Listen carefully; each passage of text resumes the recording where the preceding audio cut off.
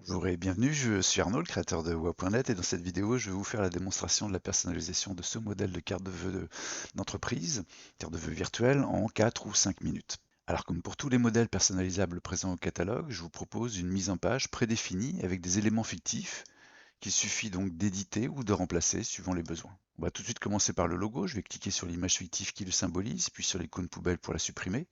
Et puis je vais remonter dans la barre d'action d'ajout d'éléments et cliquer sur le bouton Ajout logo pour parcourir mon disque dur et sélectionner le logo que je désire intégrer. Je vais prendre celui-ci.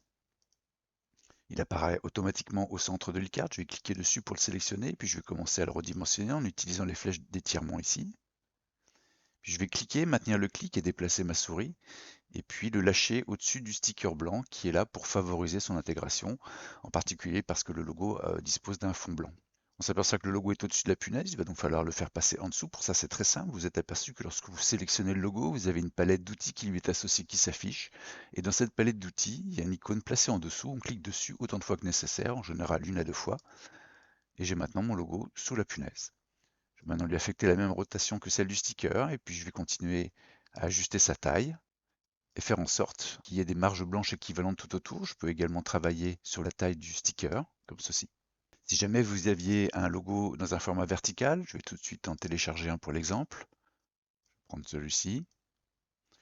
On s'aperçoit tout de suite que ça ne convient plus. Vous avez alors deux options, ou bien vous effectuez une rotation à 90 degrés du sticker existant, dont on ajuste les proportions également, on repositionne la punaise, et puis on effectue les mêmes opérations sur le logo que tout à l'heure, en dessous la punaise, la rotation et le redimensionnement. Et si ça ne convenait toujours pas, vous pourriez supprimer le sticker blanc présent par défaut, et puis remonter dans la barre d'action d'ajout d'éléments et cliquer sur le bouton Ajout galerie, galerie d'images, pardon, et dans la catégorie sticker post-it, vous sélectionnez un sticker dont les proportions sont proches de celles de votre logo. Je vais prendre celui-ci, je le fais passer en dessous de la punaise, je continue à cliquer sur placer en dessous, il est maintenant en dessous le logo, et puis je fais comme tout à l'heure, exactement les mêmes opérations d'ajustement de rotation et de taille. Notez que j'ai utilisé ici un logo avec un fond transparent. Je pourrais donc décider de supprimer le sticker blanc et la punaise, alors à condition que le logo contraste suffisamment avec le fond, ce qui est le cas ici. Puis j'ajuste sa rotation de façon à ce qu'il soit dans un format plutôt vertical, comme ceci. On va maintenant passer au message de vœux. Je vais cliquer sur le bloc texte qui contient le texte par défaut et puis nous allons éditer ce texte. Pour ça, il y a deux solutions. La première, c'est double-cliquer dans le bloc texte, sélectionner le texte présent par défaut et puis taper le message de vœux désiré. Je vous souhaite une belle année 2025. Je vais taper sur la touche entrée de mon clavier pour passer à l'une suivante. Pleine de projets, de satisfaction et de réussite. Si jamais vous étiez en panne d'idées pour votre message de vœux, j'ai rédigé pour chacun des modèles présents au catalogue une série de messages qui sont présents dans l'onglet Exemple de messages, juste en dessous l'espace de personnalisation. Et s'il y a un message de vœux qui vous convient, il suffit de sélectionner le texte, faire un CTRL-C ou POM-C si vous êtes sur Mac. Et puis je vais vous montrer maintenant la deuxième façon d'éditer un bloc texte. Vous êtes aperçu, comme pour le logo, que lorsque vous le sélectionnez, vous avez une palette d'outils qui lui est associée. Dans cette palette d'outils, il y a un bouton Éditer qui ouvre un éditeur tout simple. Je sélectionne le texte présent. Je fais maintenant un CTRL-V ou POM-V pour coller le texte que j'ai précédemment copié, comme ceci. Vous avez remarqué également la présence d'un deuxième bloc texte qui fait office de signature et qui s'édite exactement de la même façon que le précédent bloc texte. Mais je vais volontairement le supprimer pour vous montrer comment on ajoute un bloc texte. Je vais remonter dans la barre d'action d'ajout d'éléments, je vais cliquer sur le bouton Ajout texte et je vais taper, en l'occurrence ici, mes prénoms et noms. Le texte apparaît automatiquement au centre de l'e-carte. Je vais cliquer dessus et le positionner en alignement en fer à droite du message. Et puis je vais maintenant lui affecter les mêmes caractéristiques de police que celles du message de vœux. Donc ici, on a la Railway en taille 17 et on a un noir à 100%. Je resélectionne mon bloc texte. Bon, là, en l'occurrence, j'ai déjà la police Railway, donc j'ai rien à faire. Mais si je devais la changer, je déroule la liste.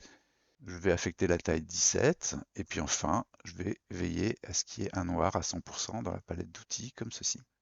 Voilà, il ne me reste plus qu'à éditer le bloc texte qui contient les coordonnées. Si je ne désire pas de coordonnées, je clique sur l'icône poubelle pour les supprimer. Sinon, je l'édite de la même façon que tout à l'heure. Donc, je clique sur le bouton éditer et puis je vais taper ma raison sociale, mon adresse postale et enfin mon téléphone. Voilà, à ce stade, je peux prévisualiser ma création en cliquant sur l'icône loupe ici.